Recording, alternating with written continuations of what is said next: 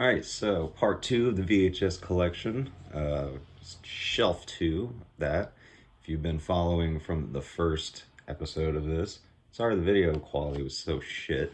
Hope this one's better. But let's get into that. Stepfather, first one, highly enjoyable movie, very good thriller, pretty iconic performance by Terry O'Quinn there. Yeah, this one's great.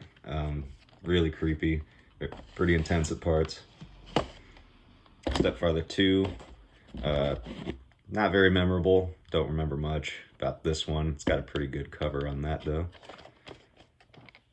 What's that? But pretty good overall for a sequel. Stepfather 3, this one's pretty weird. There's a lot of liberties taken with the storyline and how to continue it and all that. But it's good, enjoyable. The stepfather character is pretty creepy. He's played by someone different than Terry O'Quinn. The kid character is an interesting addition too. His arc, shall we say, is pretty funny. Dead End, good little Christmas movie.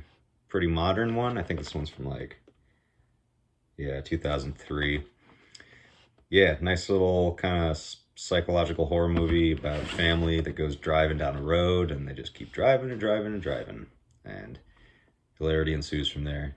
You got Ray Wise in the cast too from Twin Peaks. This tape's actually a little pricey nowadays too. The Pit, nice little movie that got a pretty big resurgence in interest over the last several years. Embassy Slip, this little movie about a boy who pushes people into a pit to feed some troglodytes.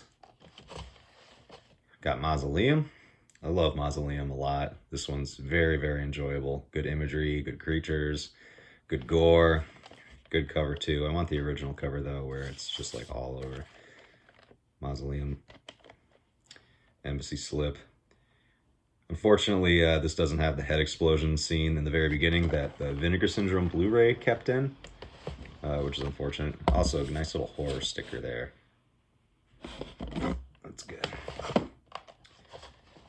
Demonic Toys, the wonderful Demonic Toys. I love any horror movie that has a killer puppet, killer doll, killer toy. Well, I shouldn't say I'm gonna love it, but at least you have my interest there.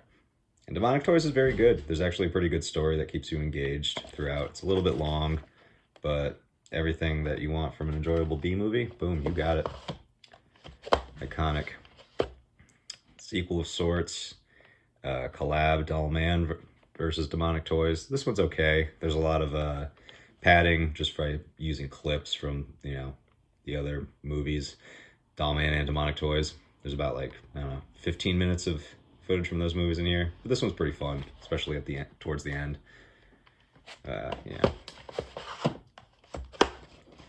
Killjoy, another movie that I really love a lot. Killjoy's fucking awesome. If you haven't seen Killjoy, I think if you enjoy bad movies or B movies, there's a lot to love here. Some really cult classic moments. There's a great little rap. Killjoy character is eccentric, weird, kind of extra, but very enjoyable. Love Killjoy. Killjoy 2, however, is very mid. This was not enjoyable at all, in my opinion. I did not like this movie one bit. Thought it was very disappointing. I haven't seen the other Killjoy movies, but my interest is not very high at the moment. We're getting into the Puppet Master movies, which I love a lot. Killer puppets, that's my thing. Killer toys, love it. Puppet Master, the first one, is a pretty boring movie. Not my favorite in the series. I think that's the popular opinion in a lot of Puppet Master fans out there. They don't really like the first one, but it's got its moments. It's iconic in its own way. Puppet Master 2, much better. Really revs things up. You got the new puppet, Torch there, who's awesome. He's one of my favorite puppets. Yeah, Puppet Master 2 is a great sequel, and yeah, highly enjoyable. Good place to start if you're getting into Puppet Master, honestly, because the chronology of these movies, forget about it. They just pick and choose what they want for each movie pretty much and just make a story around that. But Puppet Master 3, now this is the good one. This is the really good one. this is like pretty much popular opinion again. This is like the best one. And I would agree. This one's really sick. Definitely my top 3 Puppet Master movies. Puppet Master 4, I would definitely put in the top 3 as well. I love Puppet Master 4. This one's really enjoyable. You got the weird like demon, you got the totems. Yeah, Puppet Master 4 is some good stuff. Really fun. And there's a character, where is he? Can't really see him over there, but that guy, whenever he screams, that gives me some nice serotonin. Puppet Master 5 was a direct sequel to Puppet Master 4, pretty much filmed back to back. This one's not as good, in my opinion. This one is pretty much exactly like number 4, but just like, not the same. Not the same. Curse of Puppet Master. Now we're getting into like the real bad ones. Curse of Puppet Master is pretty terrible. You know, I don't think that's a hot take at all. Curse of Puppet Master.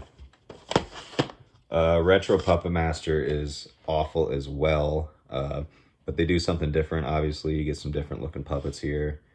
Got a nice like natural wood finish, different faces. Definitely not as cool. And there's a pretty funny riff tracks of this online, actually, on YouTube. And this one's also pretty infamous for having Greg Sestero, most known for The Room. He's in here doing a god-awful accent that's just pretty unbearable to listen to. But there's that one. And Legacy of Puppet Master is like the other, I guess, mass-produced Puppet Master tape that I need. But that one's mostly a clip show, and I don't really want to spend the money on that one. Nice Hellraiser. This is the New World slip. I think this was the first release of this. Yeah, love Hellraiser. This is just great. Great, great, great. There's a reason that this one's talked about a lot. It's because it's a real damn good horror movie. Same for Puppet Master. Same for Hellraiser 2. Hellraiser 2 is really, really good. And on some days I would say I like it more than Hellraiser 1. They do a lot more with like the lore of the Cenobites. They go into their world. There's a lot of gooey, drippy gore. Yeah, this is a good one. New World slip, unrated. The green horror sticker. There's the nice gooey gore. Love the red slipcase on that too. Hellraiser 3 was pretty fun from what I remember. It's been a long time since I've seen it, but I remember Hellraiser 3 being a lot of fun. Like, you know, Cenobites in New York. Everything about that sounds good. The seedy Cenobite, camera head. There they are. There's my boys. Yeah, I remember liking this one. I got to give it another watch, though. Getting into the sequels, this is the hot take section. I actually like the next 3 Hellraiser movies a bit. I think these were massively dunked on when they came out, but I've gotten a little bit of a reappraisal in the last several years.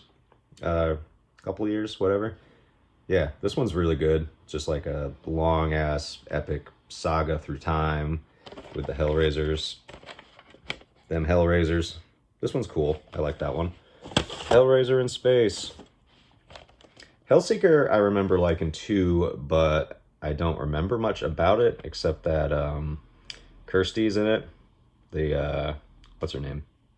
Ashley Lawrence, yeah. She's in it. I don't know why though. I can't remember. But I do remember liking this. Not as bad as people say. And Hellraiser Inferno I liked a lot. I thought this one was really fun.